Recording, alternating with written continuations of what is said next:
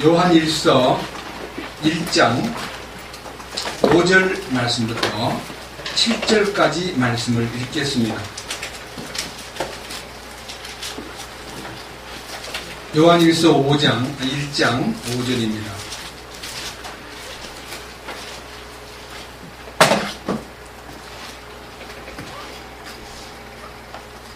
그런즉 우리가 그분에게서 듣고 너희에게 밝히 드러내는 소식이 이것이니 곧 하나님은 빛이시요 그분 안에는 전혀 어둠이 없다는 것이라.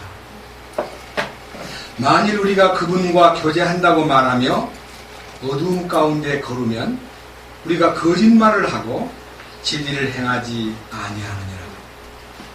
그러나 그분께서 빛 가운데 계신 것 같이 만일 우리가 빛 가운데 걸으면 우리가 서로 교제하고 또 그분의 아들 예수 그리스도의 피가 모든 죄에서 우리를 깨끗하게 하느니라. 7절까지 말씀을 읽었습니다. 다시 한번 기도드리겠습니다. 주님, 우리에게 요한일서를 열어주시고 그 거룩한 생명의 말씀과 생명의 능력에 대해서 열어주신 말씀을 통해서 우리는 영원한 생명에 대한 환희와 감격과 기쁨을 소유했습니다.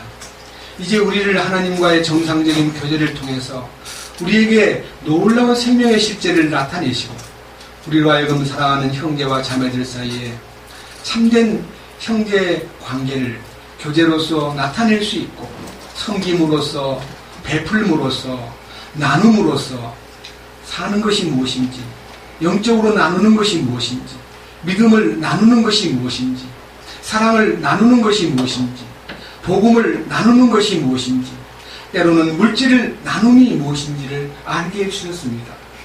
이제 우리가 참으로 주님의 빛 가운데서 이 모든 것이 열려있게 하시고 이 일들을 통해서 주님이 참으로 요구하시는 영원한 생명의 결과를 이 땅에서부터 마음껏 누리고 영원한 생명 안으로 들어가기에 부족함이 없도록 이끄시옵소서. 오늘 이 시간도 말씀을 통해서 주님이 한 부분 한 부분을 열어주시되 우리 각 사람에게 하나님의 레마로 우리에게 말씀해 주시고 우리의 심령이 더욱더 견고하게 그 거룩하신 완전하신 안에 머물 수 있도록 이끄시옵소서. 우리 주 예수 그리스도의 이름으로 기도드렸습니다. 아멘.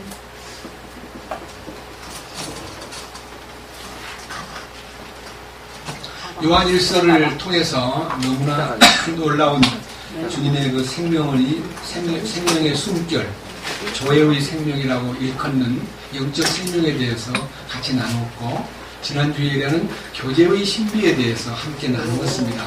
단순한 교제라는 것은 만남의 의미보다도 주님과의 관계의 의미가 더 깊고, 그 다음에 내적으로는 모든 성도들과의 관계가 정상적으로 이 교제를 통해서 열린다는 것이 지금 우리에게 나타내 보여주신 말씀입니다.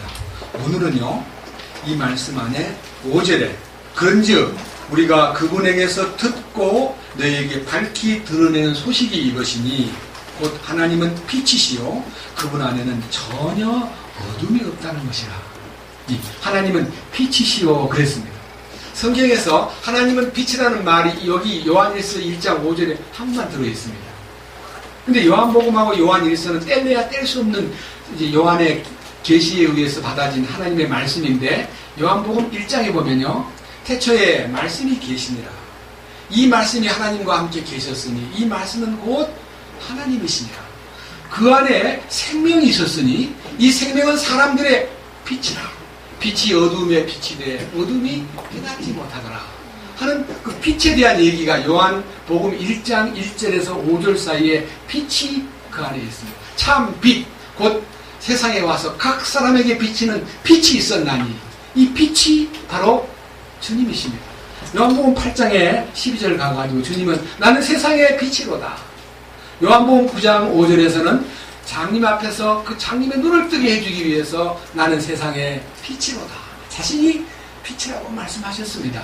그러니까 하나님은 빛이라고 그랬는데 요한복음 안에는 예수님이 빛이라고 하셨습니다. 그러면 이 빛이라는 의미가 어떤 의미를 지니고 있는가? 이 빛은 창조적인 빛입니다. 이 빛은 생명의 빛입니다. 이 빛은 태양빛과 다릅니다. 이 빛은 달빛이 아닙니다. 이 빛은 별빛이 아닙니다. 이 빛은 등잔불이 아닙니다. 이 빛은 빛의 원천이시고 빛의 근원이신 그 자신의 존재를 설명하는 것입니다. 여러분 창세기 1장부터 쭉 읽어보면 창조가 있는데 그 창조가 해와 달이 만들어지는 날은 4일째였는데 해와 달과 별들을 만든 날은 4일째였는데 주님께서 땅이 혼돈하고 공허하며 흑암이 깊음 위에 있고 하나님의 신은 수면에 운행하시니라. 하나님이 가라사대 빛이 있으라 하심에 빛이 있었고 하나님이 그 빛을 보시니 그 빛이 하나님 보시기에 좋았더라 그랬습니다. 그 빛이 태양빛이 아닙니다. 그 빛이 달빛이 아닙니다. 그 빛이 우주의 어떤 빛이 아닙니다. 그 빛은 그리스도입니다. 그리스도가 창조의 질서와 창조의 근본과 창조의 모든 이치와 창조의 모든 섭리를 주장했습니다. 그래서 그는 빛이 있는 동안에 빛을 낮이라 하시고 어둠을 밤이라 하시니라. 이 두 가지가 빛과 어둠의 대치인데요. 빛과 어둠의 대치라는 것이 뭘 의미하느냐? 빛은 하나님의 존재를 설명하고 반대로 어둠은 반대인 사탄의 존재를 설명하는 겁니다. 그런 의미에서 우리는요, 빛에 대한 얘기는 너무나 잘 알려져 있지만요, 어둠이라는 게 도대체 뭐냐 하는 것을 우리가 알기 위해서 어둠이라는 것에 대한 정의를요, 성경에서 딱 보면, 오호, 어둠은 사탄의 영역이구나. 어둠은 마귀의 하나의 그 실체구나. 어둠은 마귀의 모든 주장하는 것이 어둠이구나. 그런 걸 느끼게 됩니다. 성경 몇 군데를 한번 보겠습니다.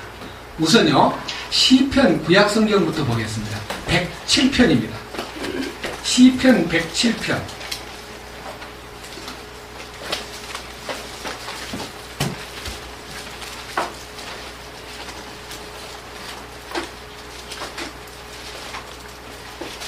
우리가 어둠에 있을 때의 환경을 시편 107편에서 4절에 이렇게 말했습니다.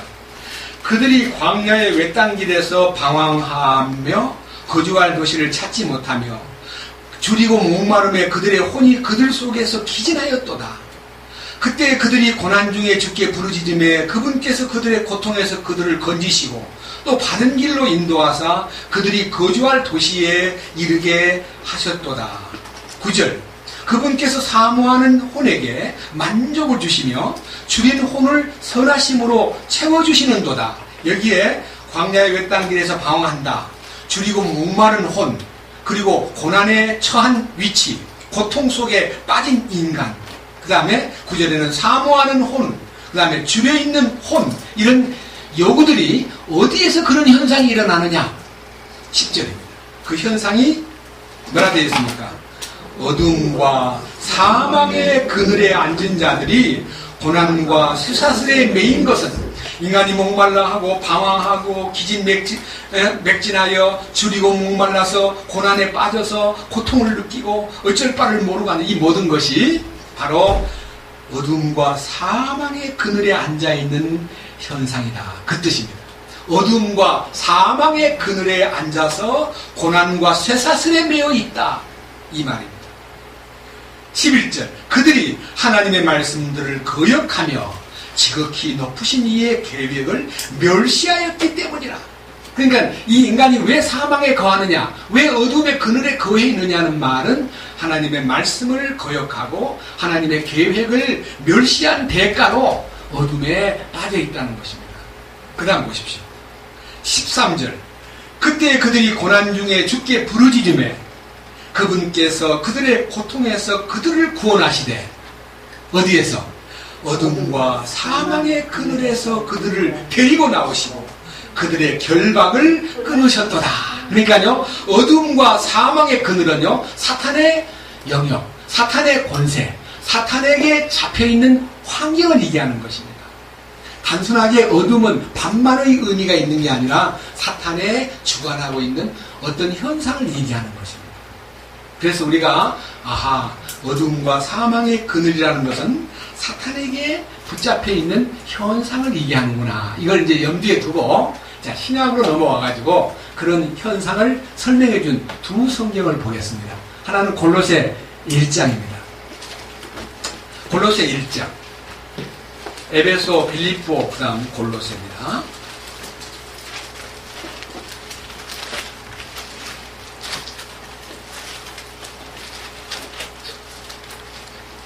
골로새서 1장 12절입니다. 에베소 다음에 빌립보 다음에 골로새.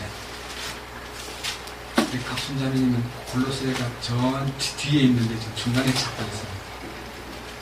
자, 뒤에. 네. 옆에 사람 좀 도와주세요. 골로새서 1장 12절. 빛이라는 단어가 나오면 동그라미 치고, 어둠이라는 단어가 나오면 동그라미 쳐가지고, 아, 빛은 이거고, 어둠은 이거구나. 그걸 아셔야 됩니다. 골로새 1장 12절. 우리를 빛 가운데서 성도들의 상속유업에 참여하는 자가 되기를 합당하게 하신 아버지께 감사드리기를 원하였노라. 이 빛 가운데라는 말은 상속유업에 참여할 수 있는 합당한 자로서 인정을 받는 자리. 빛 가운데라는 말은요, 주님이 원하시는 생명의 근본과 교제의 축복과 그 다음에 하나님과의 진정한 사귐과 빛 가운데 있다는 것은 참된 사랑 안에서 정말 상속유업을 받기에 합당한 자가 되어 있는 자리를 빛이라는 말로 표현했고, 그 다음 13절 뭐라고 되어 있습니까? 그분께서 우리를 어두움의 권능에서 건져내사. 어두움의 권능. 어둠의 권능이 뭡니까? 사탄에게 붙잡혀 있는 걸 말합니다. 어두움의 권능에서 어떻게 해요? 건져내서. 어두움이 권능이 있대요. 그러니까 어두움은 눈에 보이지 않는 어떤 힘이 있다는 뜻이에요. 그 힘이 누구냐면 사탄입니다. 사탄의 권세가 어두움을 장악하고 있다는 뜻입니다. 그 어두움의 권능에서 우리를 건져내사. 죄에서 건지는 거하고는 다릅니다. 이거 아셔야 돼요. 죄에서 건진받는 거하고 어둠에서 건진받는 거하고는 색깔이 다르다 이거예요. 급수가. 자, 어둠에서 권능에서 건져짐을 당하면 어떤 일이 벌어져요? 왕국을 보게 돼요. 왕국을. 이렇게 되어 있잖아요. 13절. 그분께서 우리를 어둠의 권능에서 건져내사 어디로 옮겨가요? 자신의 살아가시는 이의 왕국으로 옮기셨으니. 그러니까 왕국의 눈을 뜨는 거, 왕국의 실제를 보는 거. 왕국이라는 게 죽은 다음에 가는 천국이 왕국이 아닙니다. 왕국은 살았을 때에 우리 속에 하늘나라는 여기 있다 저기 있다 하지 않고 너희 안에 있느니라. 하나님 나라는 먹는 것과 마시는 것이 아니요 오직 성령님 안에서 의와 평강과 희락이라 하는 이 내적인 하나님의 의가 이루어지고 하나님의 평화가 이루어지고 하나님의 기쁨이 이 안에서 넘치는 실체가 하나님의 통치권 안에 있는 왕국이다 이 말입니다. 자, 사담은 하지 마세요. 제가 사담하는 건 굉장히 주의해야 됩니다. 여러분 예수 믿고 산다는 게 뭡니까? 그분의 통치가 실제로 내 안에서 이루어질 때 그게 바로 왕국입니다. 이 안에서 왕국이 시작된 사람만 왕국에 들어갑니다. 근데 생활 가운데 주님의 왕국, 통치권이 전혀 행사하지 않고 내 마음대로 사는 사람은 왕국하고 등진 사람이고 어둠의 권능에 또 끌려가는 사람입니다. 이 의미에서요, 그럼 어둠의 권능이라는 게 어떤 방향으로 우리를 끌어가느냐? 아주 구체적인 방향이 있습니다. 이거 정말 주의해야 됩니다. 왕국은 주님의 통치를 말하고 어둠의 권능은 사탄의 통치를 말하는 겁니다. 그러면 사탄의 통치는 어떤 방향으로 사람들을 몰아가느냐? 그 다음에 성령님의 인도하심은 요소가 3대 요소가 있는데 그 요소가 확실해야 됩니다. 저는 이 부분에 대해서 오늘 여러분 하나님과 사귄다고 말하고 하나님과 교제가 있다고 말하고 어두운 가운데 행하는 사람은 거짓말쟁이다. 너 거짓말하지 마라. 너 거짓말의 왕인 사탄에게 쏟고 있어. 아주 신랄하게 사도 요한께서 우리 자신에게 말씀하신 겁니다. 이거요 1세기 때 말한 것으로 끝나면 안 됩니다. 우리 지금 현재 이 시대에도 우리가 하나님과 교제한다고 말하면서 네가 만약 어두운 가운데 행한다면 너는 거짓말쟁이야. 너는 거짓말쟁이야. 난 너 싫어해. 이런 거짓말쟁이가 되지 않기 위해서 이 요한 1서에 거짓말이라는 말이 많이 나옵니다. 거짓말하지 마라. 마귀의 거짓말에 속지 마라. 어두움의 권세 가운데 너 어떻게 할 거냐? 이 부분이요 우리가 하나님과 사귐이 있다 하고 하나님과 교제한다고 말하면서 네가 어두운 가운데 행한다면 너는 거짓말쟁이야. 진리가 내 안에 있지 않아. 이렇게 단호하게 얘기해 주신 내용을요 우리는 헛되이 들어서는 안 됩니다. 제가 이 부분에 대해서 여러분들에게 진정으로 빛과 어둠을 나눠주신 이 말씀에 대해서 함께 깊이 생각해야 되겠습니다. 먼저 결론부터 내려놓고 이 부분을 찾아가겠습니다. 에베소서 5장을 보겠습니다. 조금 앞으로 넉 장만 넘기면요, 에베소서 5장이 있습니다.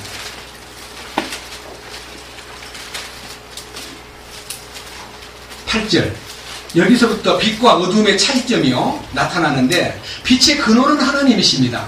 그리고 이 땅에 오신 예수님은 세상의 빛입니다. 그리고 우리에게 요구하신 마태복음 5장 14절에 너희는 세상의 빛이라고 말씀하신 말씀하고 연결되어 있습니다. 이걸 염두에 두고 내가 세상의 빛이라니? 그렇습니다. 우리는 태양빛이 아닙니다. 우리는 달빛도 아닙니다. 우리는 15절에 있는 말씀처럼 너희는 등불입니다. 너희가 등불을 켜서 선반 위에 올려놓아야지 그것을 말 안에 두면 어떻게 그 빛이 비치겠느냐. 너희 빛을 선반 위에 올려놓아라. 등경 위에 올려놓아라. 그래서 너희 빛이 온 집안 사람에게 비치게 하라. 이 비치는 빛이 무슨 빛이냐? 주님의 기름 부음으로 인해서 나타나는 결과다 이 말입니다. 등잔이라는 것은요, 기름에 의해서 나타나는 심지를 타고 올라와가지고 점화되었을 때 나타나는 빛이 등잔불입니다. 우리는 성령님에 의해서 우리 자신이요 정말 거기에 연결돼가지고 그 심지를 통해서 타고 올라온 기름이 불이 점화됨으로써, 불은 말씀의 불입니다. 점화됨으로써 그것이 점점 기름을 소진시키면서 빛을 나타냅니다. 이와 같이 너희 빛을 사람 앞에 나타나게 하여 그 빛으로 하여금 하나님께 영광을 돌리게 하라. 그랬습니다. 우리는 세상의 빛이 되어야 됩니다. 그러기 위해서 우리가 하나님이 빛 되신과 예수 그리스도가 세상의 빛 되신과 그리고 그 빛이 내게 나타나서 주님을 나타내려고 하는 그 빛이 되기 위해서는요, 우리가 여기 지금 나타나 있는 어떤 성령님의 역사, 빛의 열매의 3대 요소가 내 안에 실제로 확증돼야 되고 입증이 돼야 됩니다. 자, 8절. 너희가 한때는 뭐라 그랬습니까? 어둠. 이 한때가 어둠이라는 말은 과거에 완전히 어둠 속에 있다가 구원을 받았다 그러면서도 아직도 네가 한때 어둠에 네가 있지 않았느냐. 저는 제가 일생 동안 23년을 어둠에 살다가요 해방됐습니다. 어둠에서 벗어난 줄 알았습니다.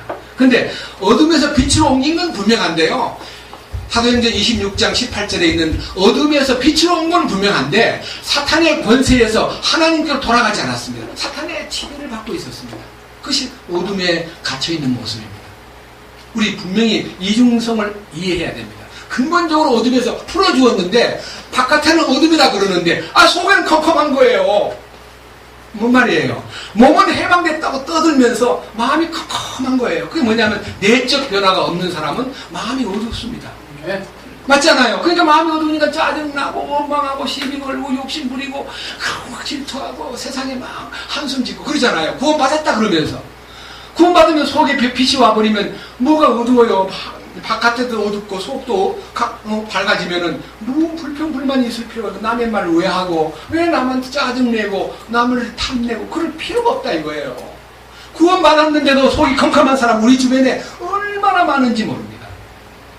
아니 이 교제 가운데 와 있으면서 빛 가운데 산다고 빛을 얘기하면서도 마음이 여기 바깥에 나가면 컴컴한 속에 사는 거예요. 마음이. 이 어두움이, 자 8절 다시 봅니다. 너희가 한때는 어둠이었으나 하는 말은요, 빛에서 나왔다 해도 네 속은 어두웠지 않냐.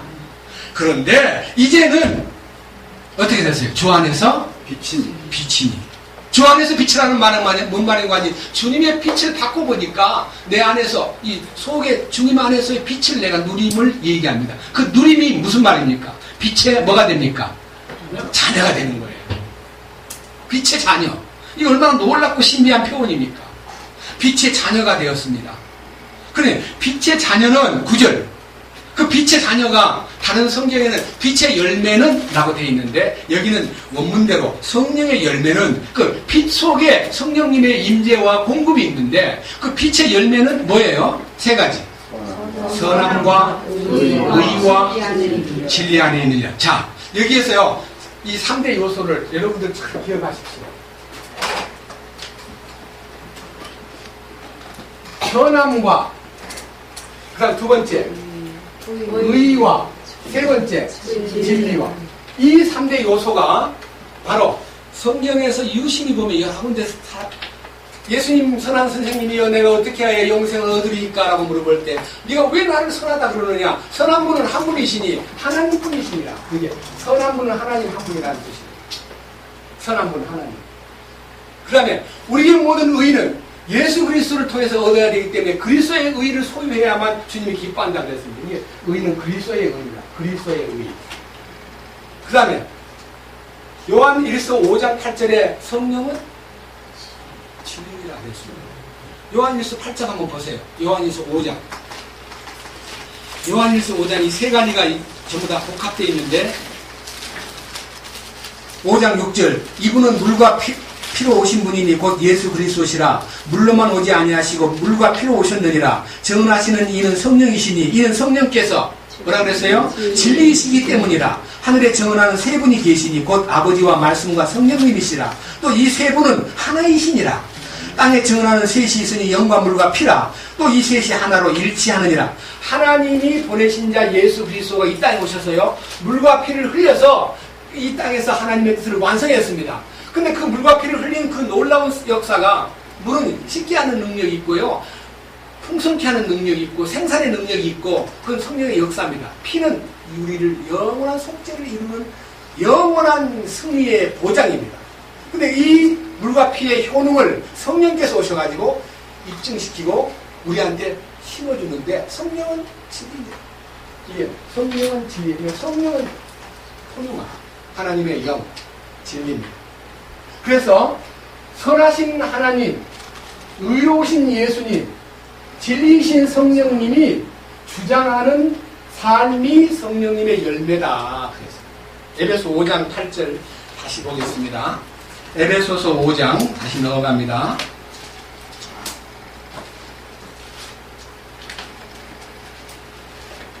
너희가 한때는 어둠이었으나 이제는 주 안에서 빛이니 빛의 자녀들처럼 걸어라.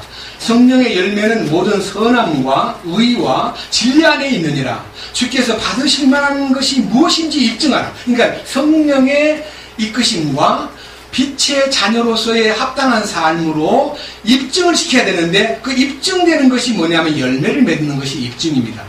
예? 우리가 하나님의 자녀라면 성령의 열매를 맺어야 됩니다. 예? 그래서 그 열매가 11절 열매 없는 어둠의 일에 참여하지 말고 도리어 그것들을 책망하라. 그러니까 책망은요 남을 책망하는 일에 눈뜨지 말고 자기를 책망하는 일에 민감하라는 뜻입니다. 자기를 책망해야만 변화가 되고 축복이 되는데 맨 남 꾸짖는 것만 남 잘못된 것만 쳐다보고 앉았고 자기 잘못은 전혀 모르고 사는 분들이 대부분입니다.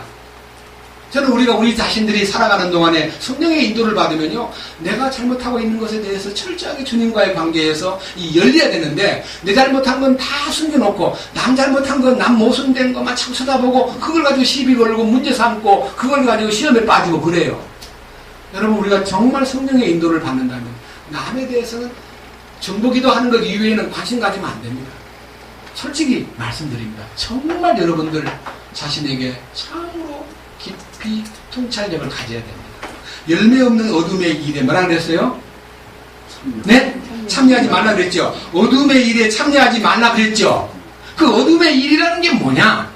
여기서 열매 없는 어둠의 일이라는 것이 에베소서 5장 3절 이하에서부터 7절까지의 내용이 바로 어둠의 일에 참여하는 것에 대한 얘기입니다. 자, 너무나 이 어둠의 일이 크기 때문에요. 어둠의 일에 참여하는 것을 자 5장 3절부터 7절까지 일을 자 처음에는 오직 음행과 모든 부정한 것과 탐욕은 너희 가운데서 한 번이라도 그 이름조차 부르지 말라. 여기에 세 가지 요소입니다. 음행, 부정한 것은 깨끗하지 못한 겁니다. 탐욕, 욕심 부리는 겁니다. 탐욕은 우상 숭배라고도 했습니다. 이 세 가지 요소, 음행과 부정한 것과 탐욕은 이름조차 부르지 말거라 그랬고 그 다음 밑에 보십시오. 밑에 5절 너희가 이것을 알거니와 음행을 일삼는 자나 부정한 자나 탐욕을 부리는 자는 그 우상 숭배자입니다. 그는 결코 하나님의 왕국이나 그 상속권에 참여할 수가 없다 그랬습니다.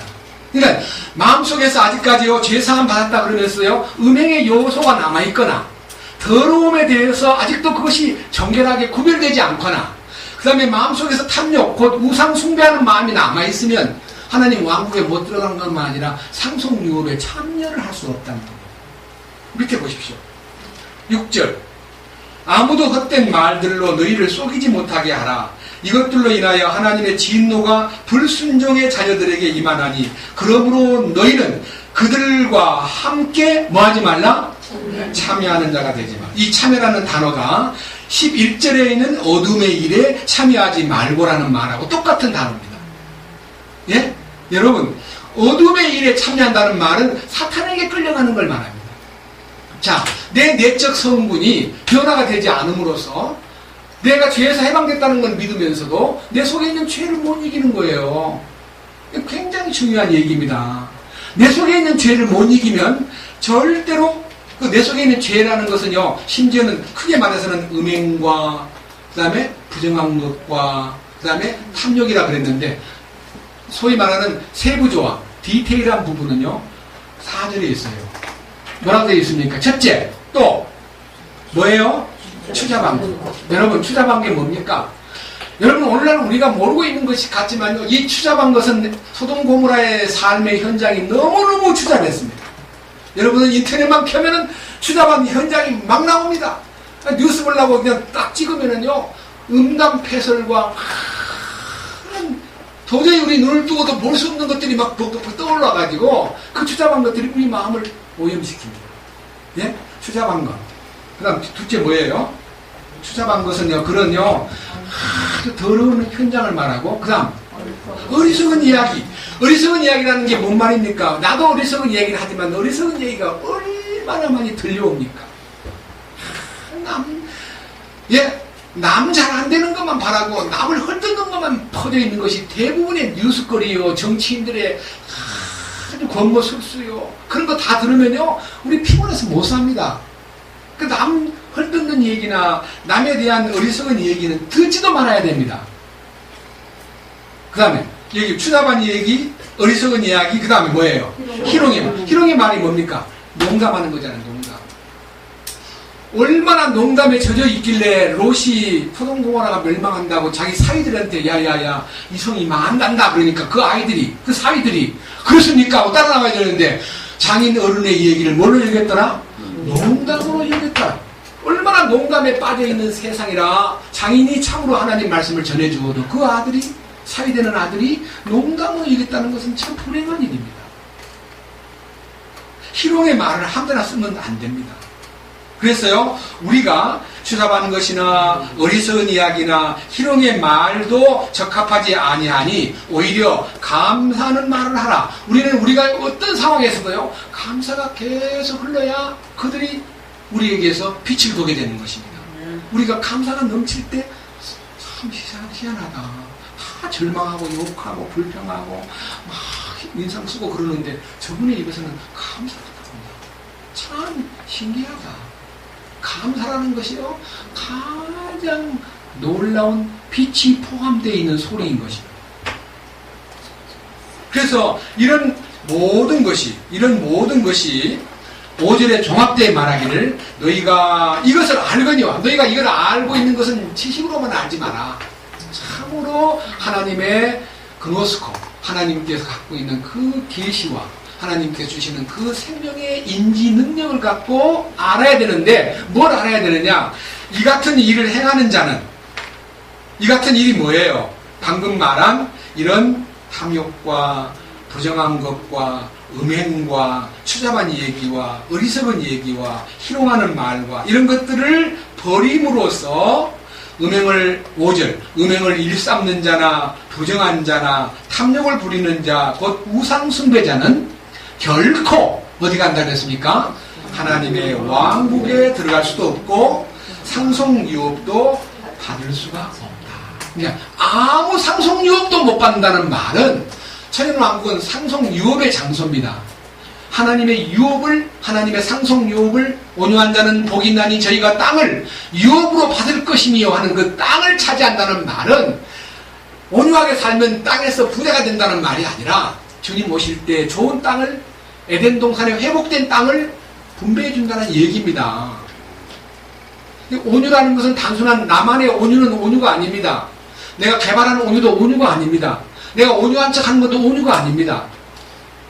반드시 두 가지 조건이 충족돼야 됩니다. 하나는 영의 가난함을 통해서 주님을 소유해야 되고, 그 다음에 애통함을 통해서 자기가 변해야 되고, 그 주님과의 관계가 영적으로 풍성해지고, 혼이 완전히 부인되고 주님과의 관계가 열릴 때 그 결과가 온유로 나타나는 겁니다.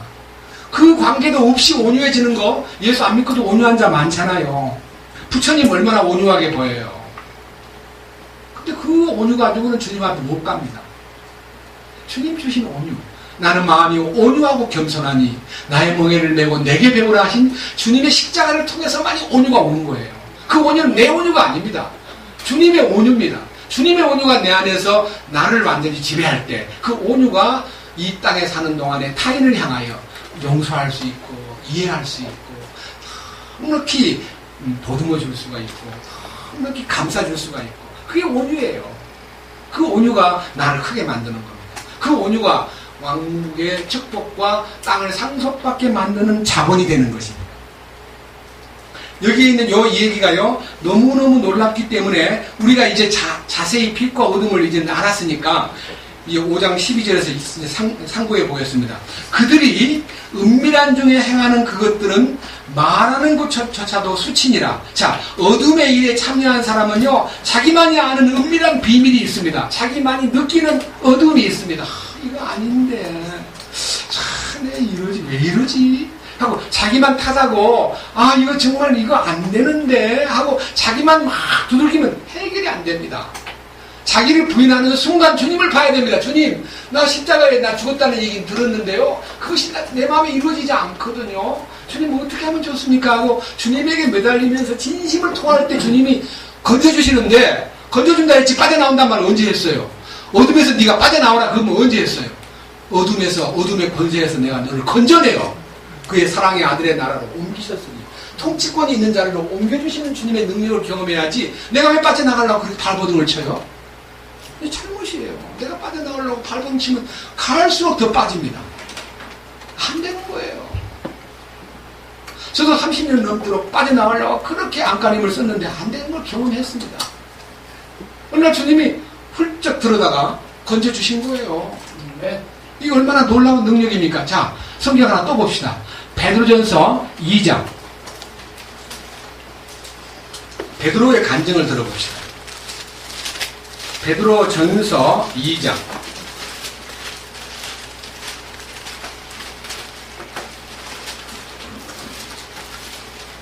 9절. 여기도 이 어둠에서 나오는 과정이요, 두 가지 과정이 있습니다. 두 가지 과정. 첫째, 9절. 그러나 너희는 선정된 세대요, 왕가의 제사장이요, 거룩한 민족이요, 특별한 백성이니, 이런 축복된 선정된 세대의 왕가의 제사장, 거룩한 민족, 특별한 백성이라는 것은, 이것은 이 축복의 말을 들을 수 있는 사람은 어떻게 하죠? 어둠에서 뭐라고요? 불러낸다는 말은 주님의 도우심이 있다는 말이에요. 나 혼자 스스로 나왔다는 뜻이에요. 야야야야, 너 이리 나와, 이리 나와. 불러내는 거예요. 어둠에서 불러내가지고 어디로 가요? 어둠으로 가는 게 아니라 어디로 가요? 빛. 어떻게 해요? 빛. 무슨 빛이에요? 무슨 빛? 놀라운 빛으로. 놀라운 빛이 뭐예요? 주님 안으로 놀라운 빛으로 들어가게 하신, 피동형이잖아요. 들어가게 하신. 예? 맞죠? 네. 성경 읽을 때요, 그냥 놀라운 빛으로 들어가게 하신 하나님, 그렇게만 읽으면 안 되고요. 야, 이 성경 보니까 자신의 놀라운 빛으로 어둠에서 불러내가지고 빛으로 들어가게 하신 분이 주님이시구나. 그렇구나. 한 가지 아셔야 됩니다. 지성소는 빛이 있어요, 없어요? 지성소는 칠흑같이 완전히 다 막아놨습니다. 성소는 등불이 크게 켜놨는데 지성소는 등불이 없어요. 왜 그렇습니까? 하나님 자신이 빛이기 때문에 거기는 어떤 빛도 필요 없다. 내가 너희의 빛이 되라. 사실은요, 이 빛은 내적인 빛을 설명하는 거예요. 바깥은 어두운데요. 그 속에 있는 빛이 막 넘치기 때문에 그 빛을 통해서 주님을 증거하는 겁니다. 그래서요, 천국의 광경을 그려놓았는데 거기는 태양도 없고 달도 없고 별도 없어요. 그럼 캄캄하겠네요? 아니요. 계시록 22장 보십시다. 요한계시록 제일 뒤에, 요한계시록 제일 끝장에 가가지고 21장입니다. 미안합니다. 22장이 아니고 21장.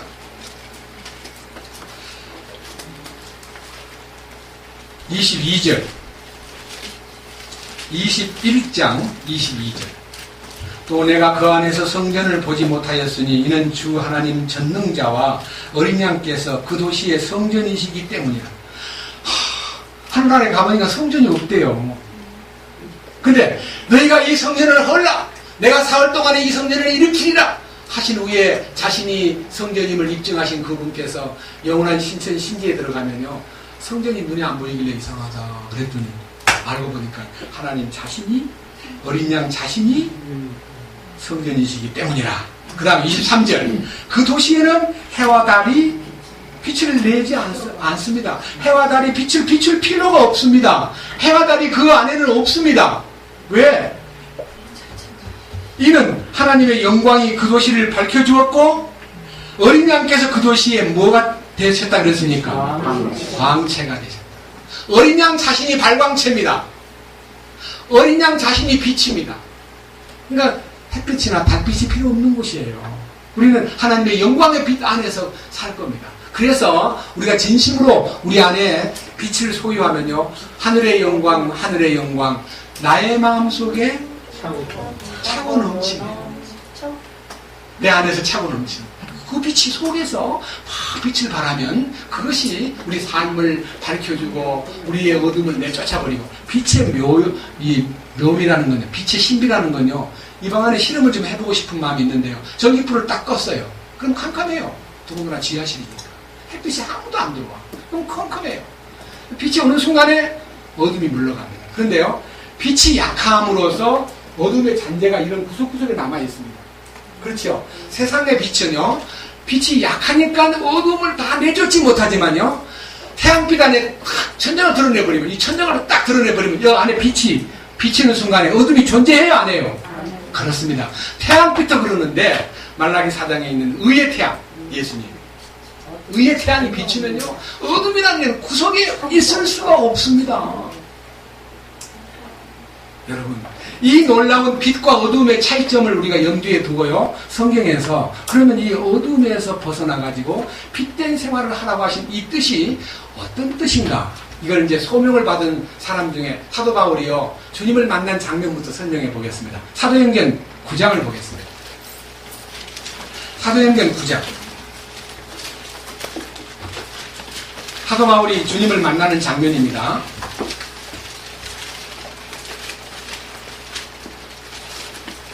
1절부터 보면요, 사도 바울이 바울 되기 전에요, 사울로서 아주 이 대제사장 사내들인과 서기관과 바리새인에게요, 특별 임명을 받아가지고 아주 이 사람은요, 위협과 살기가 막 톡톡톡 풍기는 사람입니다.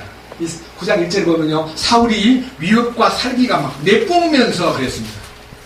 그 다음에 이제 이봐라, 너 소문을 들으니까 많은 크리스찬들이, 예수 믿고 구원받은 사람들이 예루살렘에 한꺼번에 3,000명, 한꺼번에 5,000명, 그 전도가 확산돼 가다 보니까 수많은 사람이 구원을 받았는데 스데반이를 죽인 다음에 너무너무 놀래가지고 다 도망을 갔습니다. 도망을 가는데 다마스커스에 많이 가 있단다.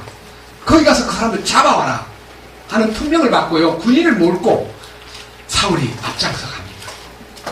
살기가 등등해가지고 가는데 2절 보면요, 다마스커스의 회당들에 가져갈 편지를 그에게 요청하니 이것은 그가 이 길에 속한 사람을 만나면 남녀를 막론하고 그들을 결박하여 예루살렘으로 잡아오려 함이더라.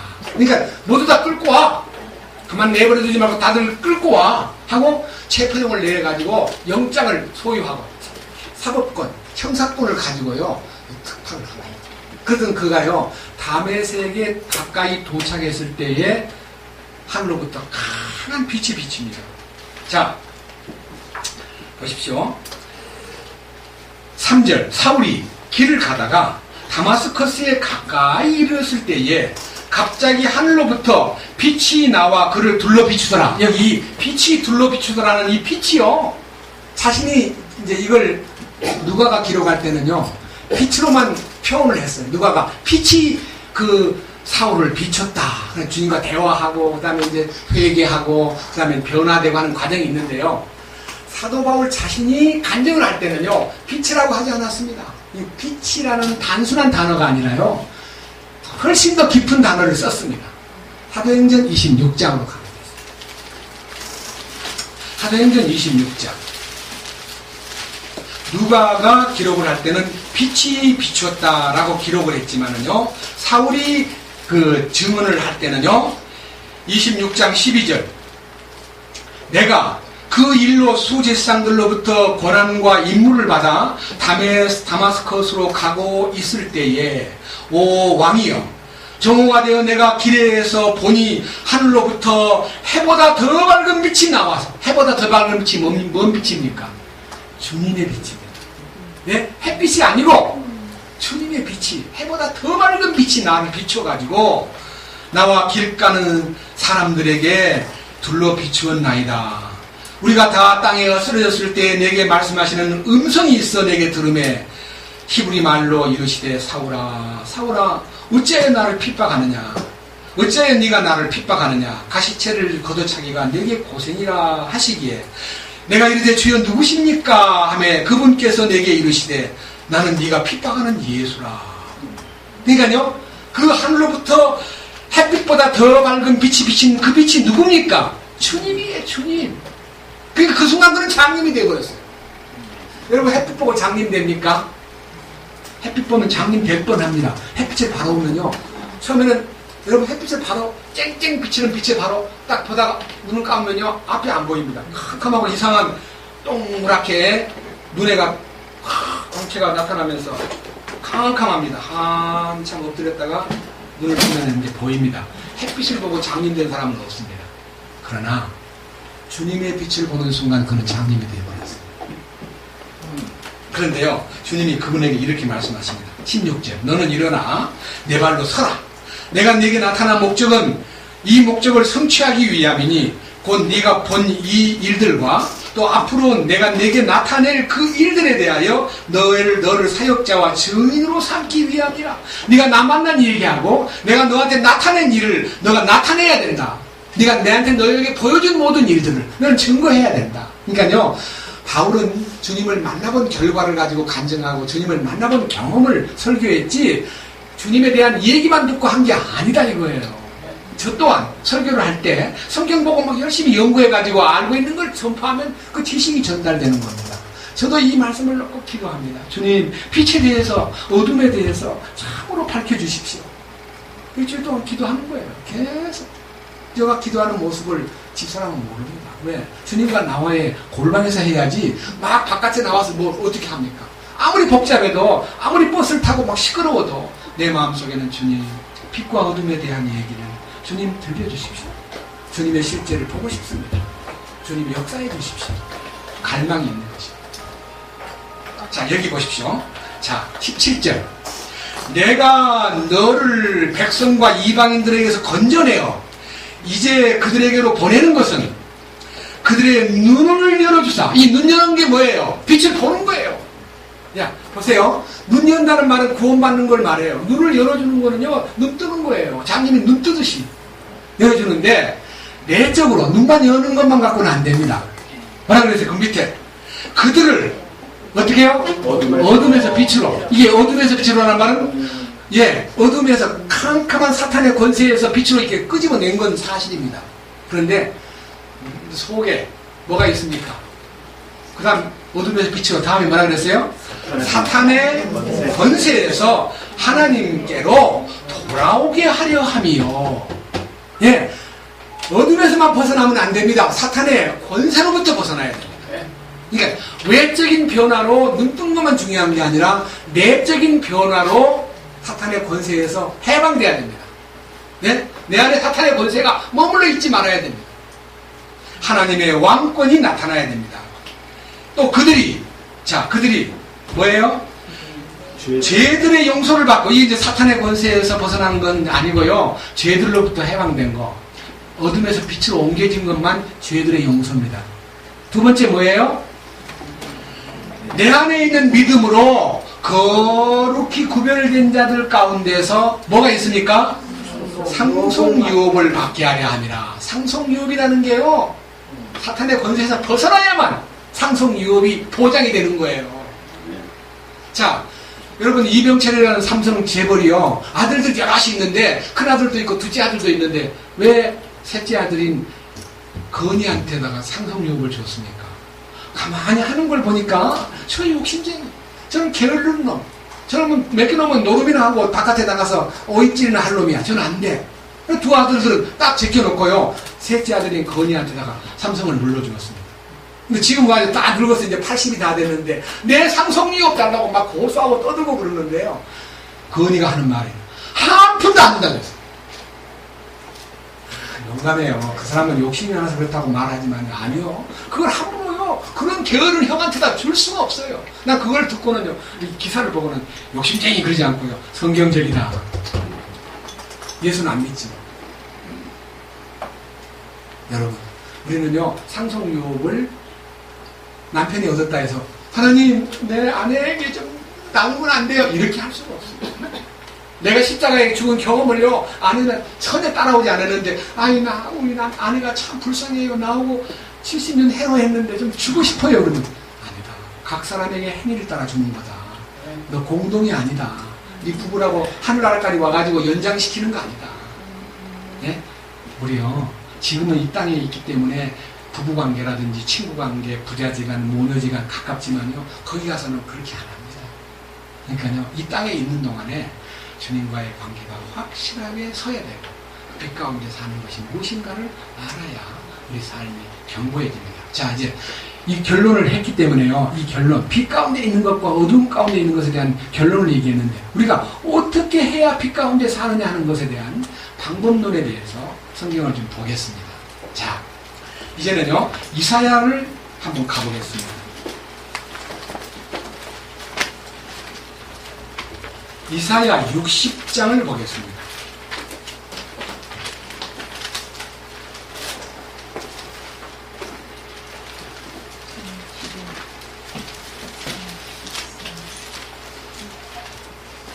이사야 60장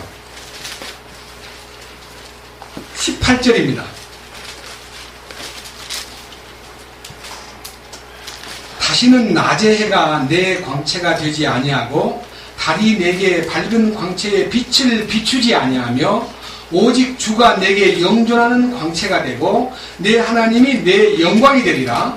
다시는 내 해가 지지 아니하며 내 달이 물러가지 아니하리니 주가 너의 영존하는 광채가 되며 너의 애호가는 날들이 끝나리라. 내 백성이 다 의롭게 되어 영원토록 그 땅을 상속받으리니 그들은 내가 심은 가지요 내가 영광을 받으려고 내 손으로 만든 작품이라. 자, 이 말은요, 회복, 이스라엘 민족의 회복과 관계된 왕국의 유업을 받는 것을 얘기합니다. 이것은 특별 케이스입니다. 그러나 우리들도 주님이 빛되심을 믿고 영존하는 광채이신 주님을 통해서 우리는 우리의 모든 의가 되시고 영원한 상속유업의 보장이 되신 주님을 통해서 여기 이사야 60장에 있는 그 광채와 그 영존하는 광채가 주님이시고 하나님의 영광의 빛이 우리에게 허락되었구나. 그걸 이제 우리 마음에다 두고요, 이제는 그 빛이 우리 삶에 나타나고 우리 삶에 실제적으로 공급되기 위해서 우리가 어떤 자세로 그분을 대해야 될 것인가, 이건 이제 중요한 문제이기 때문에 이사야 8장으로 넘어가겠습니다. 앞으로 이사야 8장.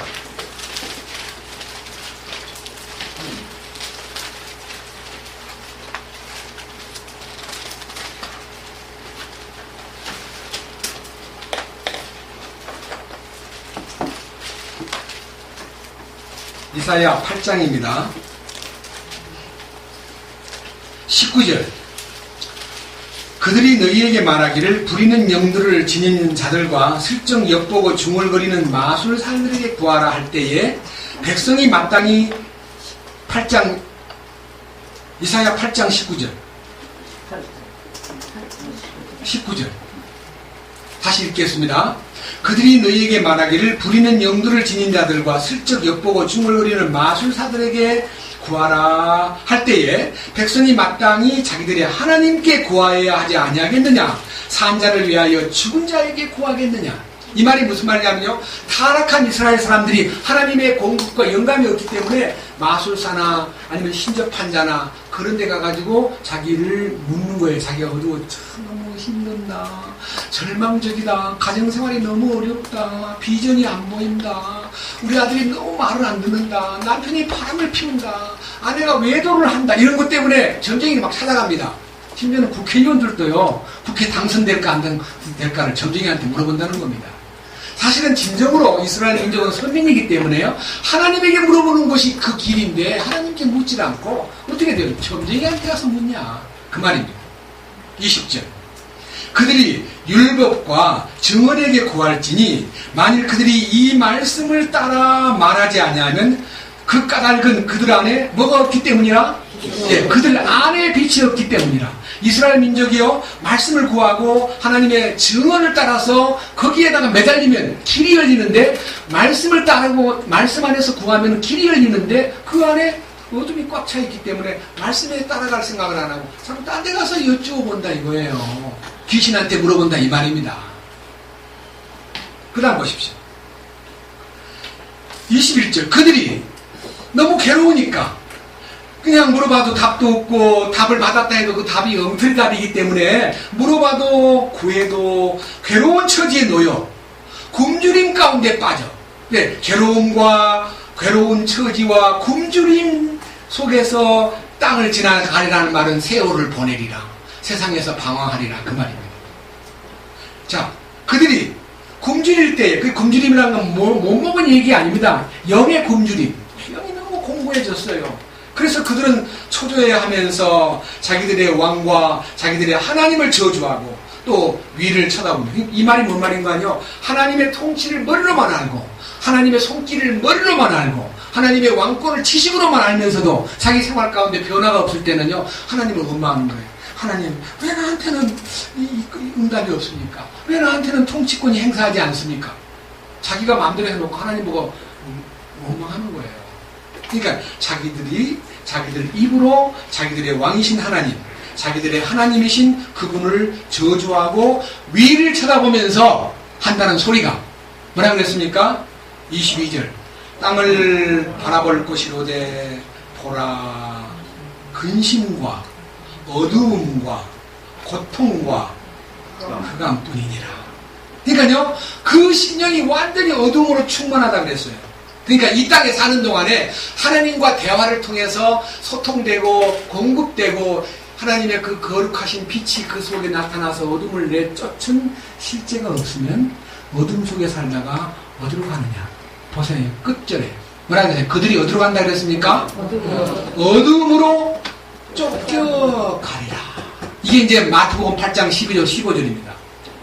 왕국 백성들을 마저도 나더러 주여 주여 한다고 떠들면서 주의 뜻대로 살았다고 막 큰소리 친 사람들도 나는 너를 도무지 알지 못한다고 그를 탁 부인해버리는 순간에 그를 바깥 어둠으로 내쫓아버리라. 그것이 마태복음 8장에 있는, 또 마태복음 25장에 있는, 또 마태복음 22장에 있는 바깥 어둠으로 쫓겨난다 그랬습니다. 이게 누구냐면요, 지옥 간다는 말 아닙니다. 구원받은 사람은 지옥을 안 갑니다.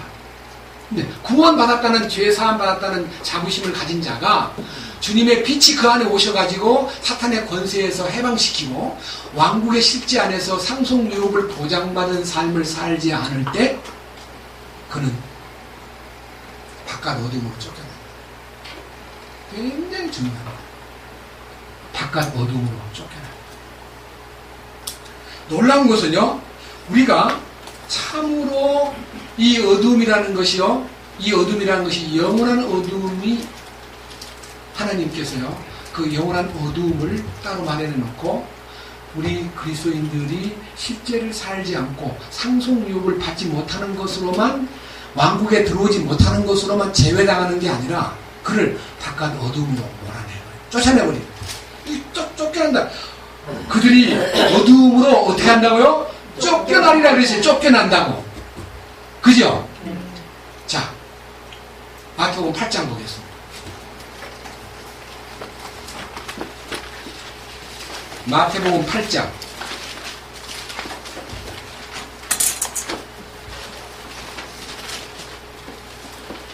11절. 또 내가 너희에게 이르노니 동서로부터 많은 사람들이 와서 아브라함과 이삭과 야곱과 함께, 동서로부터 많은 사람이라는 것은 이방인을 말합니다. 그리고 이스라엘, 아브라함과 야곱과 이삭의 계통은 이스라엘 민족을 말합니다. 그러니까 그들이 하늘 왕국에 들어갑니다. 하늘 왕국에 같이 들어갑니다. 그리고 하늘 왕국의 통치 수도가 예루살렘이 됩니다. 그 예루살렘의 통치권은 직할시로 예루살렘에 속한 이스라엘만 거하고요, 우리 이방인들은 세계 열국에 다 퍼져가지고 당신의 통치권에 참여합니다. 그런데 중요한 것은 12절입니다. 왕국의 자손들은, 예? 왕국의 씨라고 자부했어요. 이스라엘 민족이 최우선 왕국의 씨입니다. 아브라함과 다윗 사손에 하는 그 자손, 다윗의 왕국에 속한 이스라엘 자손이 예수님이 오심으로써 그 왕국을 회복시키려고 왔는데, 회개하라! 하늘의 왕국이 가까이 왔느니라고 회개를 요구했는데, 회개 안 하는 그들, 왕국의 자손들이 어디로 간다 그랬습니까? 바깥 어둠 속으로 쫓겨납니다. 예? 쫓겨난다고 돼 있잖아요. 어둠 속으로. 쫓겨납니다. 그 쫓겨나가지고 그냥 가만히 있는 게 아니에요. 그 쫓겨난 어둠 속에서 어떻게 한다고요? 슬피 울며 이를 갈미 있으리라. 얼마나 억울하고요. 얼마나 기회를 놓친 것이 한탄스럽고, 남을 보고 이를 가는 게 아니라 자기 자신이 너무너무, 이런 어리석은 놈이 어디가 있느냐, 얼마나 많은 기회가 있었느냐, 얼마나 많은 초청이 있었느냐, 얼마나 많은 손길이 있었느냐, 얼마나 많은 말을 들었느냐. 근데 너희가 그걸 거부하고 네 고집 부리고 네 마음대로 살다가 내가 여기 온 건 전부 내 때문이야. 다른 사람 얘기를 안 하고요, 자기 때문이라 거기 가서 이거 내 때문이야. 왜 전부 다 내 때문이야. 거기 가서 이렇게 얘기합니다. 왜? 이 땅에서 그 내 때문이라는 말을 했어야만 주님께 구제를 받을 텐데, 땅에 살 때는 전부 다 너 때문이야. 너 때문이라고 맨날 남만 핑계대다가 당신 때문이야. 당신이나 고쳐. 이러던 사람이요, 지옥 가가 제가 어둠에 쫓겨나가지고 때문이야. 내가 나 어리석었어. 내가 그때 반드시 말씀을 들었지. 쫓겨난다 얘기 들을 때 그러면 뭐 어떻게 쫓겨나. 저는 엉터리 같은 얘기를 하는구만. 다 간다 그랬는데 저는 이단교리 아닌가. 별별 방법으로요 쫓겨나가지고 이제 거기서 후회하는 거예요. 다시 몇 장 넘겨봅시다. 마태복음 22장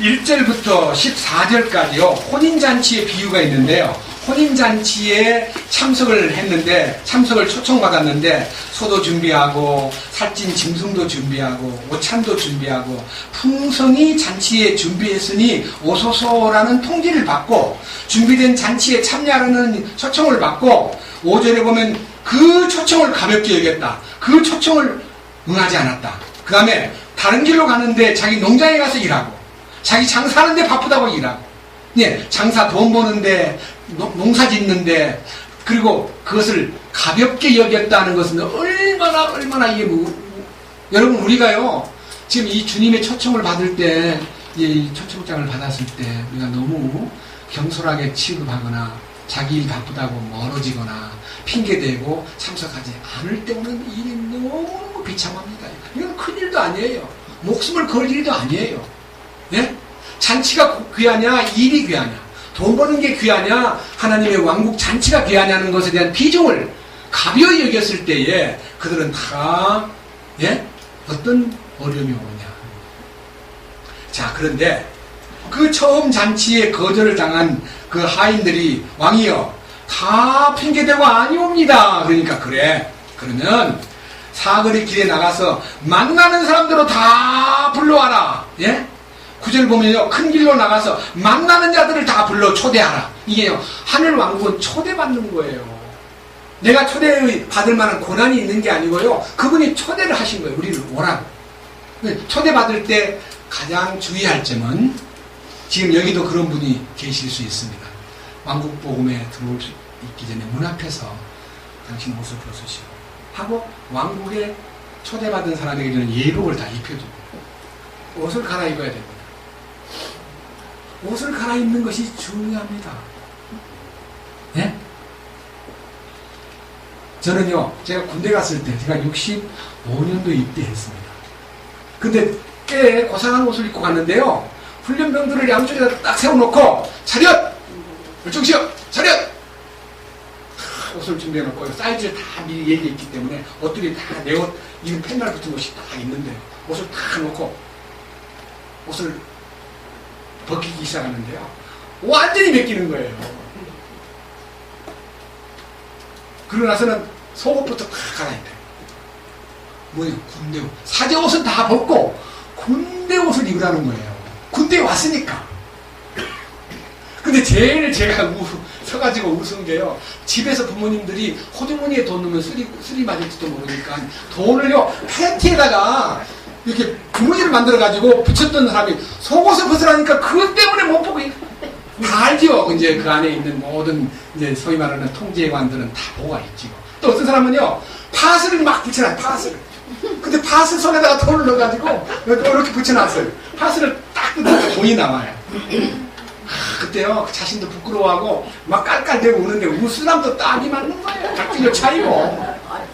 그런 환경에서 나중에 그 돈을 가져가는 게 아니고요, 나중에 돈이 누가 있다는 걸 다 알기 때문에, 돈이 있는 애한테다가 푸시하면요, 돈이 나오더라고요.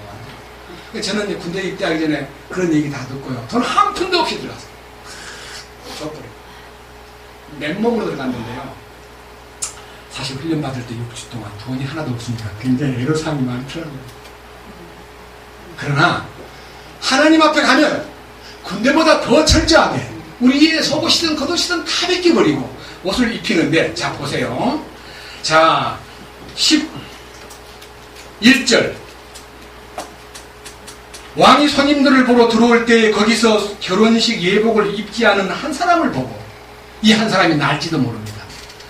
그에게 이르되, 친구여, 어찌 네가 결혼식 예복을 입지 않고 여기 들어왔느냐 하니, 그가 아무 말도 못하거늘, 나는 안 죽디다. 그게 아니라, 왜 결혼식 예복을 안 입었겠습니까? 내 옷이 그 옷보다 나았어. 그거 안 입겠어. 내 옷이 차라리 더 나았어. 자기 의의를 가지고 들어왔다. 네. 네. 이 옷은 의의를 말하는 겁니다. 그리스도의 의의를 입느냐, 자기 의의를 입고 그냥 들어가느냐 하는 거예요. 그것이 가능하다는 얘기입니다. 보세요, 밑에. 말을 못하니까 13절, 이에 왕이 종들에게 명령을 내립니다. 그의 손발을 묶어라. 그를 데려다가 어떻게 하고요? 바깥 어둠에 내쫓으라가 아니라 던져버려라. 야, 이게 얼마나 비참합니까? 수족을 묶어버린 거예요. 손도 발도 묶어가지고 바깥 어두움에 어떻게?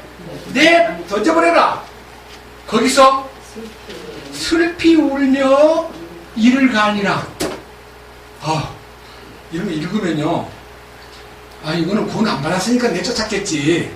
예복은 구원이야. 이제 기본 구원을 받은 사람은 예복은 구원이야. 아닙니다. 혼인잔치에 아무나 들어갑니까? 그리스도의 의를 입어야만 들어갑니다.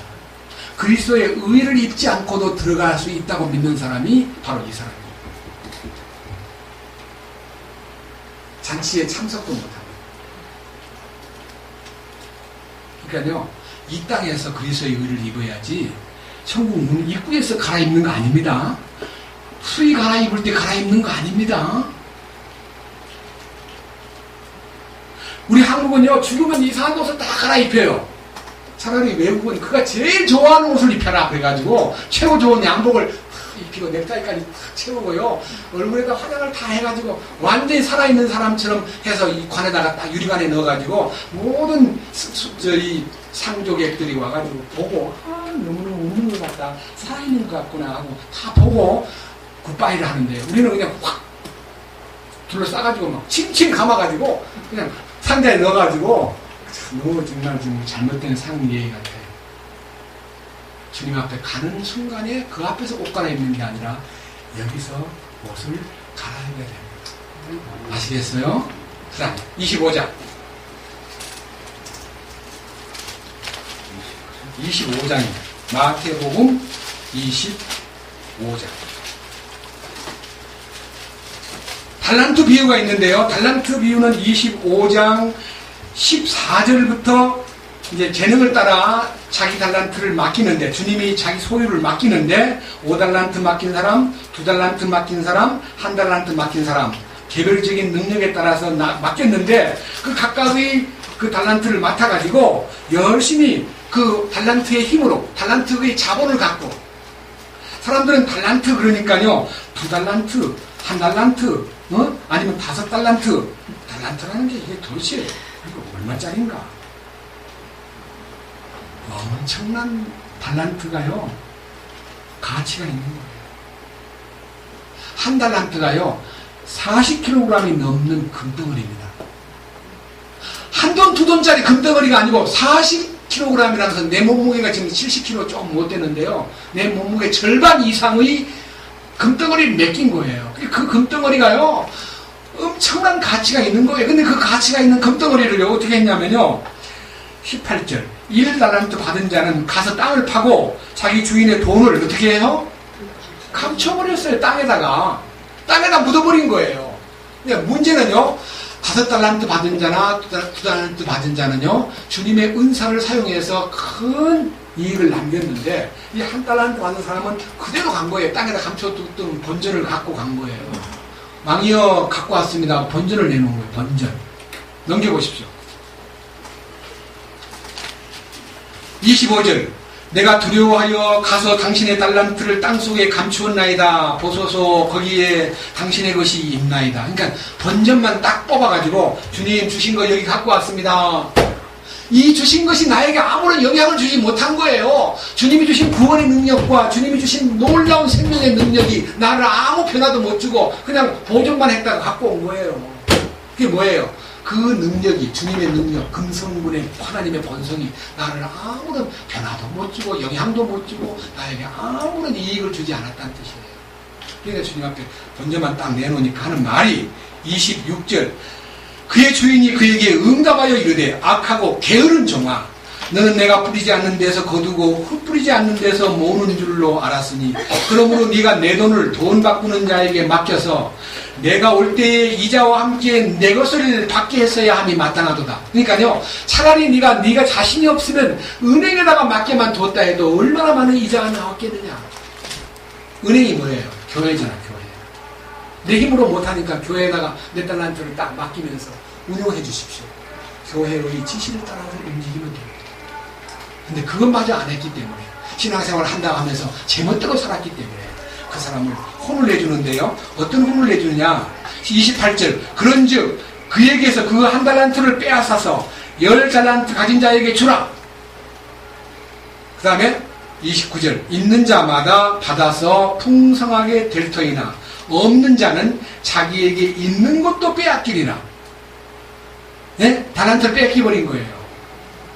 그리고 끝난 게 아니야.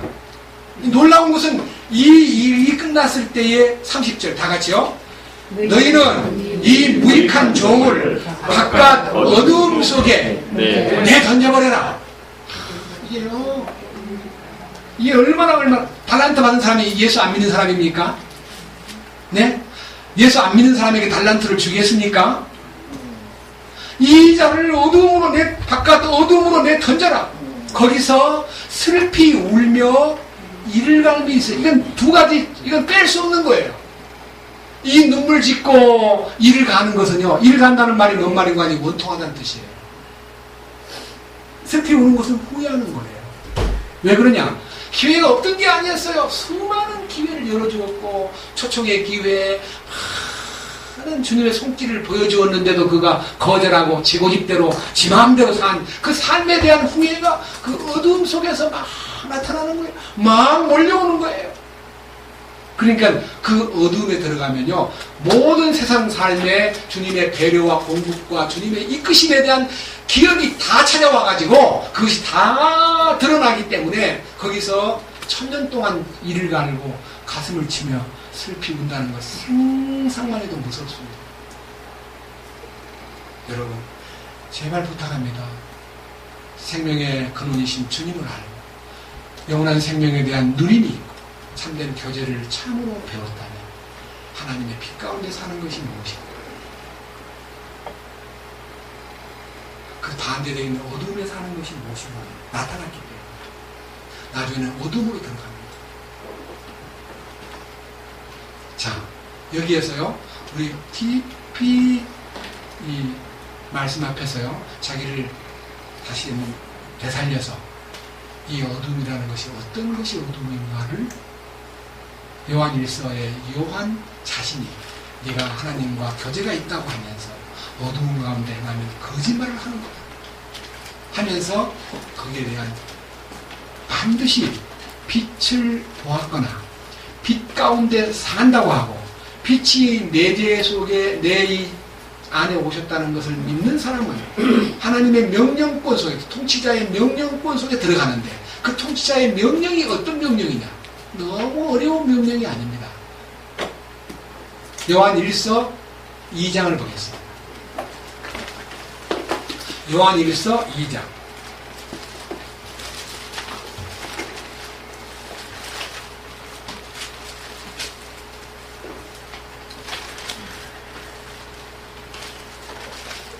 요한일서 2장입니다. 8절. 나중에 요한일서 2장 8절 할 때 다시 하겠지만은 지금은 이제 피상적으로만 하겠습니다. 8절. 또다시 내가 너희에게 새 명령을 쓰노니 그것은 그분 안에서와 너희 안에서 참된 것이니라. 이는 어둠이 지나가고 이제 참빛이 비치기 때문이다. 어둠은 지나갔습니다. 이 속에 있는 어둠을 말합니다. 바깥의 어둠이 아닙니다. 속에 어둠이 지나갔습니다. 그 다음 9절. 자기가 빛 가운데 있다고 말하면서 자기가 빛 가운데 산다. 빛이 내 안에 왔다. 빛비침을 받았다. 빛비침을 얘기하고 있는 사람이 자기 형제에 대해서 미움감이 생기고 자기 형제를 거절하고 자기 형제를 따지고 자기 형제를 무시하면 그는 지금까지 어두운 가운데 있느냐. 그러니까 형제 간의 교제를 통해서 빛 가운데 있느냐 빛 바깥에 있느냐가 나타납니다. 어둠에 있느냐 빛에 있느냐는 것은 그 마음의 사랑이 움직이느냐 참된 사랑이 있느냐. 그 다음 10절. 자기 형제를 사랑하는 자는 빛 가운데 거하여 그 속에 걸려 넘어지게 함이 전혀 없으나 거리낌이 없는 거예요. 11절. 자기 형제를 미워하는 자는 어두움 가운데 있고 어두움 가운데 걷고 자기가 어디로 가는지 알지 못하나니 이는 어두움이 그의 눈을 멀게 하였기 때문이다. 이 어둠에 눈 먼다는 말이 뭔 말인가요? 눈을 뜬 봉사란 뜻이에요. 눈이 장님이 됐다는 말이 아니에요. 사도 베드로도요, 이 부분에 대해서 강조한 부분을 제가 지난번에 베드로후서 강조할 때 강조한 말씀이 있습니다. 8단계를 거치지 않고 믿음에서 사랑으로 이게 귀결되지 않고 믿음에서 사랑으로 나타나지 않고 믿음만 갖고 큰 소리 치면서 사랑이 없다면 그는 눈먼 자요, 원시치 못한 자요, 멀리 보지 못하는 자요. 예? 여러분, 우리가 정말 주의할 점은요, 우리가 진정으로 하나님과의 만남이 이루어진 사람, 그리고 형제들과의 이 만남이 행복한 만남으로 마음에서 참으로 감사가 있는 사람. 그래서 우리가요, 형제 간의 관계가 정말 이 소통이 탁 열려 있어야 됩니다. 어느 교제보다도요, 일을 마치고도 형제들과의 만남이 그리워져야 됩니다. 옛날 우리가 처음 구원받았을 때 얼마나 만남이 좋았습니까? 어디든지 멀다 하지 않고 쫓아가고 만나고 했는데 그 만남이 그때는요, 육신적인 하나의 분발이었습니다. 그러나 영적인 분발은요, 혼의 포기를 통해서 이 만남은 자주 만나든 자주 안 만나든 문제가 아니라요, 항상 만남 안에 산다고 하는 그 깊은 내재적 교제가 항상 이렇게 흘러야 됩니다. 저는 이 일에 대해서 마음에 큰 강구가 있습니다. 이 교제를 새롭게 하기 위해서 주님이 요한일서를 통해서 우리가 빛 가운데 산다는 게 뭐냐? 이걸 알려주신 것 같습니다. 깊이 우리가 그 부분에 대해서 생각해보고 이제 주님 오실 날이 멀지 않았습니다. 이 부분에 대해서 한 부분 더 강조하고 말씀을 마감하려고 합니다. 데살로니가 전서 5장을 보겠습니다. 데살로니가 전서 5장.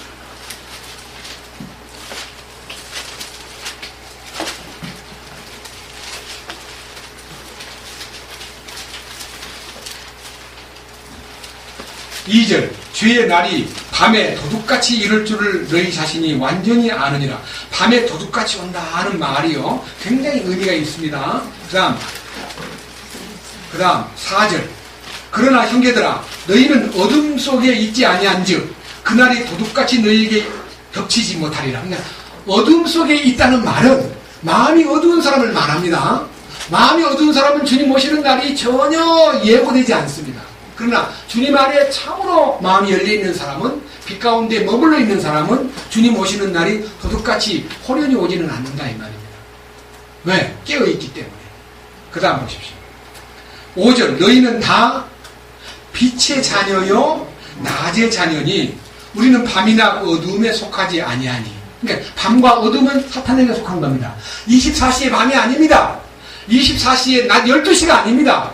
주님 안에 있느냐 주님 바깥에 있느냐 주님과 교제가 되느냐 주님하고 교제가 안 되느냐 주님의 통치권 안에 머물러 있느냐 사탄에게 지배를 받느냐가 낮과 밤의 얘기고 빛과 어둠의 얘기입니다. 이거 잘 이해해야 됩니다. 그 다음 보십시오. 6절 그러므로 우리는 다른 사람들처럼 잠자지 말고 밤에 자지 말라 그 말은 아닙니다.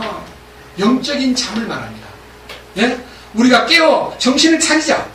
잠자는 자는 밤에 자고 술 취하는 자들은 밤에 취하느니라. 그러니까 이 말은 밤에 속한 사람은 취하기도 하고 세상에 빠지기도 하고 거기에 끌려가기도 하지만 낮에 속한 사람 또 빛 가운데 있는 사람은 뭐라 그랬어요? 8절 그러나 낮에 속한 우리는 낮에 주님에게 속한 우리는 정신을 차리고 믿음과 사랑의 흉갑을 입고 구원의 소망의 투구를 쓰자.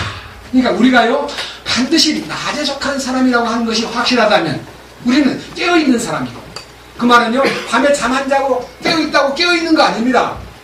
밤에 잠을 잘 때는 자야 됩니다. 그러나 잠자는 중에도 주님과 함께 깨어있는 사람은 참 행복한 사람입니다. 저는 집에서 밤중에 잠자는 자리에 들어갈 때 주님 꿈에라도 주님과 멀어지는 일이 없도록 다스려 주십시오. 꿈속에서라도 주님과 더 가까워지는 꿈을 꾸게 해주십시오. 그렇게 기도합니다. 그죠? 꿈에 막 복잡한 게 뭡니까? 내가 복잡하면 꿈에 나타나잖아요. 그죠? 꿈은 사상의 연장이요 사고의 연장입니다. 돈 걱정 많이 하면요 꿈에 돈이 생기는 꿈도 꾸고요. 예? 막 자식 걱정 많이 하는 사람은 꿈에 애가 죽는 꿈도 꾸고 그래요. 주님에게 다 맡기면 꿈에서도 기쁨이 있고 꿈속에서도 주님과의 만남이 있습니다. 저희 사람은 눈만 뜨면요 수양의 꿈을 많이 꾸나봐요. 수양에 누구를 만나면 누구를 만나고 싶은가 봐요. 그 형제 자매들이 보고 싶은가 봐요. 어젯밤에 누구를 만났다고 막 얘기해요. 그 마음에서 주님 정말 얼마나 그 무리들이 안타까워서 꿈에 만날까. 꿈에 만나는 얘기를 자주 해요. 여러분 우리의 소원이 무엇입니까? 주님과의 만남이잖아요. 자, 또 보십시다. 빌립보서 2장을 보겠습니다. 빌립보서 마지막 한 장만 보고 마치겠습니다.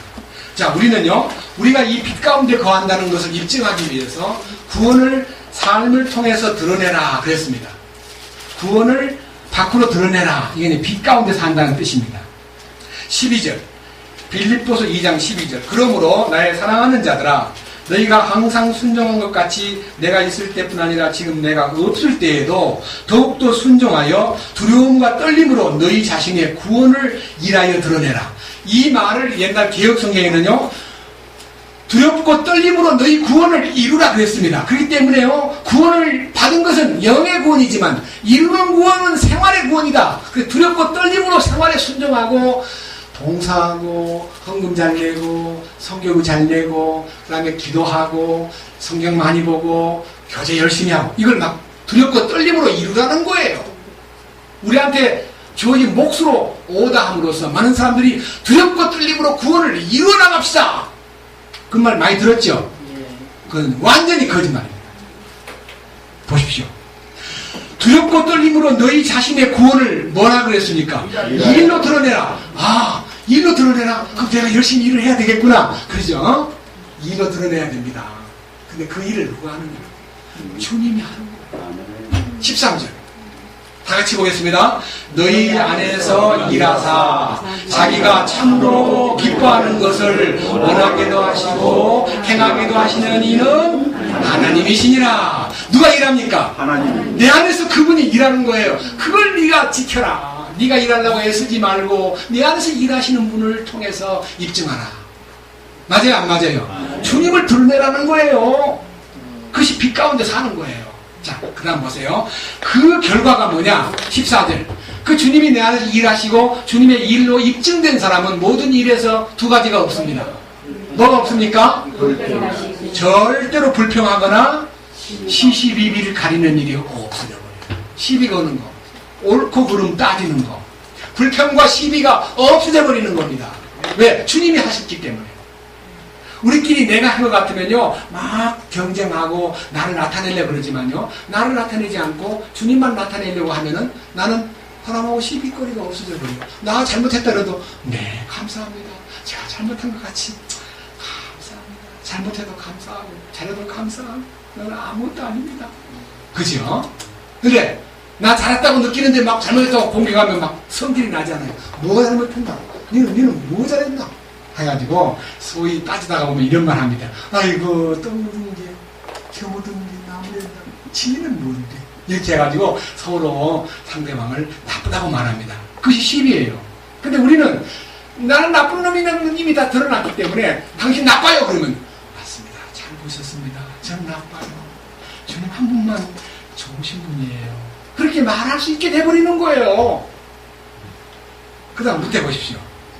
15절. 이것은요, 우리 주님이 일하심으로써 불평과 시비가 끝남으로써 흠도 없고 무해한 자, 남을 해코지 하지 않는 자, 구부러지고 비뚤어진 민족 가운데서 책망받을 것이 없는 하나님의 아들들이 되게 하려 함이라. 그런 민족 가운데서, 그런 민족이 누구냐면 구부러지고 비뚤어진 이방인들. 그 민족 가운데서 너희가 세상에서 뭘로 나타납니까? 빛들로 빛납니다. 빛들로. 그 빛이 주님이잖아요. 아까 우리가 등잔불이라 그랬어요. 마태복음 5장 14절 이하에서 너희는 세상의 빛이라, 너희는 등잔불이라, 방 안의 모든 사람에게 비치는 빛이 되라 하는 그 빛은요, 주님의 기름 부음에 의해서 나타나는 결과가 빛으로 이렇게 화해해서 사람들에게 비추는 겁니다. 그 빛이 나타나는 거예요.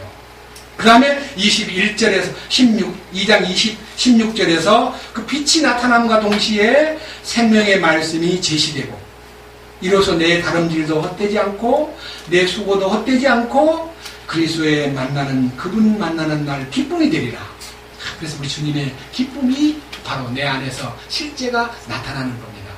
그래서 마지막 이제 우리의 고백과 소원은 17절. 참으로 너희 믿음의 희생과, 이 믿음에는요, 희생이라는 것이 무언가가 보입니다. 여러분, 내가 희생했다고 느낄 때는요, 내 의가 보이고 내가 희생한 결과로 나는 은근히 대접받기를 원하지만요, 주님의 희생이 나타나가지고 이 희생이 퍼져서 알려졌다면 나는 희생한 것이 없잖아요. 주님의 희생을 우리는 희생 제물로 삼아야지, 내 희생 제물을 주님의 희생 제물로 대신하려는 어리석은 일을 버려야 됩니다. 주님의 희생하심이, 이 우주적인 희생이 나를 건졌고 인류를 건졌고 나에게 그 희생 제물이 나의 의가 되었습니다. 주님의 믿음 안에는 희생 제물 대신 주님을 보아야 되고, 두 번째, 희생 다음에 뭐예요? 섬김. 예, 여러분, 우리 주님이 이 땅에 오신 목적을 마태복음 20장 28절에서 인자가 온 것은 섬김 받으러 오지 않았다. 도리어 섬기려 하고 자기 목숨을 모든 사람의 죄를 위한 대성물로 추려하라. 대속의 희생물로 추려하라. 주님이 섬기신 그 섬김. 남 섬기는 종의 도를 몸소 행해 보이셨네. 주님이요, 주님의 섬기심이 나의 섬김의 기초가 되었나이다.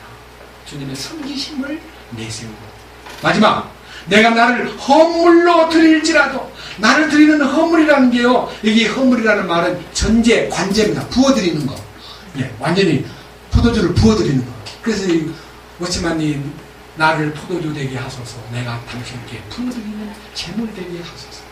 예, 주의 희생물이 내게 그 부어드려도 아깝지 않는, 모든 걸 다 드려도 하나도 아깝지 않는 그 헌물이 됨으로써 함께 기뻐하고 함께 감사하고 이로 인해서 기뻐하고, 여기에 17절과 18절에 기뻐하고 너희 모두와 함께 기뻐하고 너희도 기뻐하고 나와 함께 기뻐하고, 이 기쁨이 막 4배로 넘치는 이 기쁨이 주님의 기쁨으로 화하는 것입니다. 그 주님의 기쁨이 나의 기쁨이 될 때 진정 빛 가운데서 주님의 빛이 나타나는 것입니다. 주님을 찬양합니다. 아멘. 주님 감사합니다. 사도 바울도 그 빛을 증거했고 베드로도 그 빛을 증거했고 또 오늘 이 요한 1서에 나타난 요한도 빛이신 하나님을 증거했습니다. 우리가 이 빛 가운데 산다는 것이 빛을 봄으로 만족하지 않고 빛을 누림으로, 빛을 먹음으로, 빛 가운데 거함으로 주님을 나타내는 이 삶이 얼마나 행복한 삶인가를 알게 되었습니다. 이제 우리가 참으로 주님과의 교통은 빛 가운데 사는 것이요, 빛 가운데 산 다음은 참된 사랑 안에서 나타나는 그 빛이 우리 삶을 비추고 어두움을 존재하지 않도록 이끄시는 손길임을 믿습니다. 오 주여, 우리를 더욱더 주님 안으로 그 빛 가운데 거하도록 이끄시옵소서. 우리 가운데 한 사람도 어둠에 살다가 어두움에 쫓겨나는 사람이 없도록 이끄시옵소서. 우리 주 예수 그리스도의 이름으로 기도드렸습니다. 아멘. 감사합니다.